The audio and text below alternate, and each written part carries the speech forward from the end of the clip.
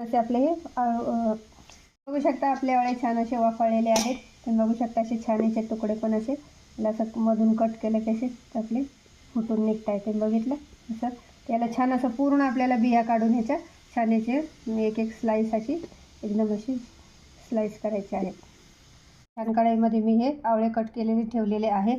आता आपला हा ड्राय मसाला पण तयार आहे. आता आपण याच्यात हा ड्राय मसाला टाकून देऊ, जे आपण पिसला होता धने, सोप, अजवाईनचा हा मसाला. याला आता छान असं आपण गॅसवर कढई ठेवू. छान कढई ठेवलेली आहे, सोबत टाकलेला आपला सर्व मसाला भाजलेला. आता इथे घेतलेले आहे मी लाल मिरची पावडर. ही 2 चमचे लाल मिरची पावडर आहे. हे 1 चमचा हळदी पावडर आहे. हे मोठा चमचा काळा नमक आहे. आणि इथे घेतलेले आहे अर्धा किलो गूळ. आता आपल्याला हे सगळं याच्यामध्ये टाकायचं आहे. बघू शकता हे गूळ आणि ते सगळं टाकलेलं आहे. आणि याला लो टू मिडियमच गॅस ठेवायचा आहे, म्हणजे काय करून आपले जेणेकरून आपला गूळ चांगला छान वितळण. याला हलवत राहायचं. ह्याचा त्याचा पाक तयार होतो आहे. तुम्ही बघू शकता किती छान असं आपला गूळ वितळत आहे. आता याच्या स्टेजवर टाकायचं आपल्याला थोडीशी कलंजी. तुम्ही बघू शकता इथे घेतलेली आहे कलंजी, ते पण याच्यात टाकायची आहे. आणि चवीपुरतं टाकायचं आहे मीठ.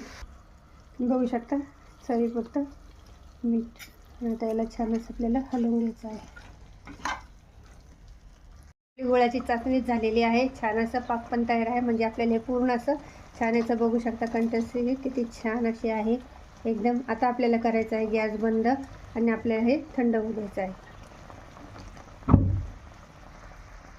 तुम्ही बघू शकता किती सुंदर असं आपलं लोणचं तयार आहे. आता याला छान असं थंड झालं का आपल्याला बरणीत भरायचं आहे.